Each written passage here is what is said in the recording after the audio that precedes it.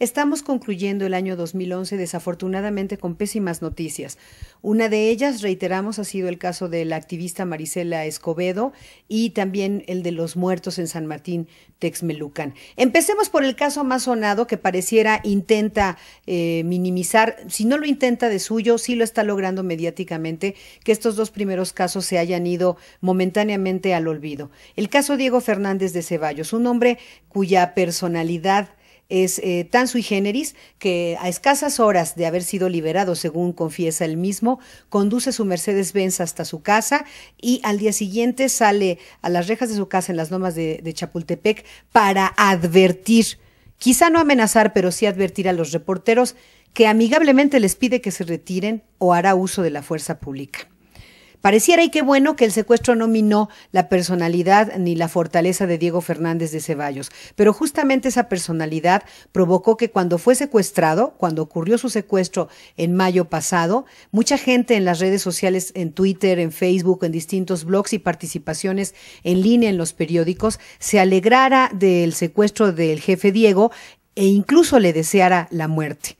Eso fue lo que en el extremo sus críticos le desearon. Y bueno, finalmente este hombre, Diego Fernández de Ceballos, confiesa, otra vez según su dicho, que lo habría secuestrado un grupo que si bien perseguía intereses económicos, también tenía razones ideológicas para haberlo secuestrado, hacerle ver la brecha grande que hay todavía en México entre ricos y pobres. Y desafortunadamente este grupo que no ha sido identificado, pues por lo menos en la personalidad parecía que no ha tenido impacto porque el senador, exdiputado y excandidato presidencial, este prominente abogado panista que tejió muchas relaciones políticas al amparo de las cuales presuntamente ejerció el tráfico de influencias, y no solamente eso, sino habría estado en negociaciones que lastimaron la democracia en México y que tienen también empobrecidos a millones de mexicanos. Este hombre ha regresado, sí con una barba larga, sí demacrado, sí con la voz disminuida el lunes de su aparición, pero que con la misma actitud vuelve a decir: este es mi territorio y no quiero que nadie se acerque. El caso Diego, él ha pedido que no se le dé un trato exclusivo, que sí, si bien él como ciudadano y hombre de fe, ha perdonado a sus secuestradores, como ciudadano demanda a las autoridades que cumplan con el reto que tienen pendiente. En otras palabras, está exigiendo que se investigue y se detenga a los responsables de su secuestro. Dice el presidente Calderón que no tendrá un trato de excepción. Yo no lo creo. Yo creo que el caso Diego tuvo un trato de excepción y lo tendrá en adelante, cosa que lamentablemente no podemos decir del caso de Marisela Escobedo, esta mujer que, como hemos conversado, investigó, detuvo, llegó hasta la policía, llevó a la policía a donde estaba el asesino de su hija, el feminicida,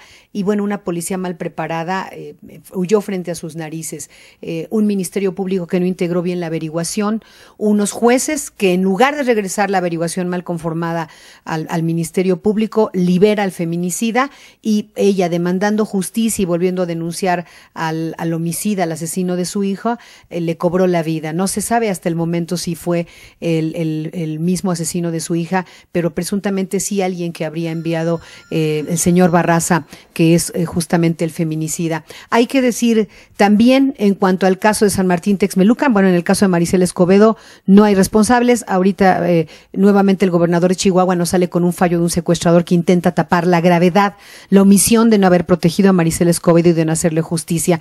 Pero bueno, ahí está el gobernador de Chihuahua, que tiene un pésimo estreno político con el crimen de Marisela Escobedo. Y bueno, finalmente otras víctimas que no van a tener el mismo trato de Diego Fernández de Ceballos, lamentablemente, son las 29 víctimas fatales y más de 50 heridos en el caso de San Martín Texmelucan. Algo que involucra así a la sociedad, porque va y roba petróleo, como está ocurriendo en otras partes del país. Pero también hay una omisión de la autoridad al no vigilar este tipo de redes que están siendo vulneradas por la sociedad. Y habría que preguntarse otra vez, más allá del hecho delictivo en sí mismo, ¿por qué mucha gente está robando petróleo en estas tomas clandestinas? ¿Por qué hay niños sicarios?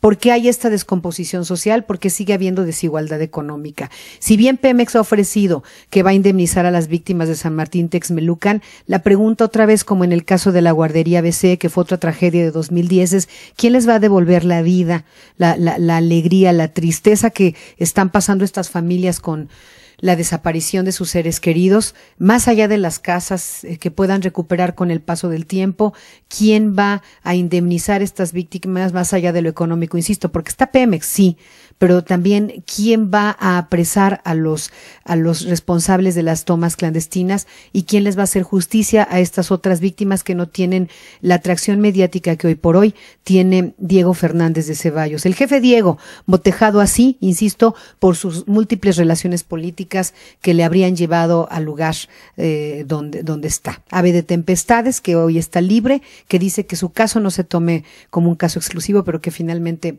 sí, seguramente tendrá mucha más atención que las víctimas anónimas. Un cierre de año triste, un cierre de año de mucha reflexión y ojalá el año que viene, que es electoral, los ciudadanos sepamos a quién y cómo vamos a elegir a partir de todas estas tragedias del 2010. Si se puede, feliz Navidad, feliz Año Nuevo a todos de parte de todo el equipo de lacarpa.com.mx y bueno, finalmente esto es sentido común. ¿Qué le dice esto frente al sentido común? ¿Qué opina usted sobre estos temas que hemos abordado en este fin de año?